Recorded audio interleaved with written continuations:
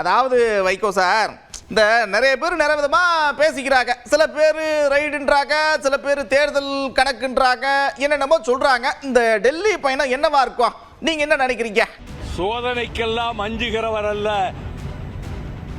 தமிழக முதல்வர். திராவிட மாடல் ஆட்சி நடத்துகின்ற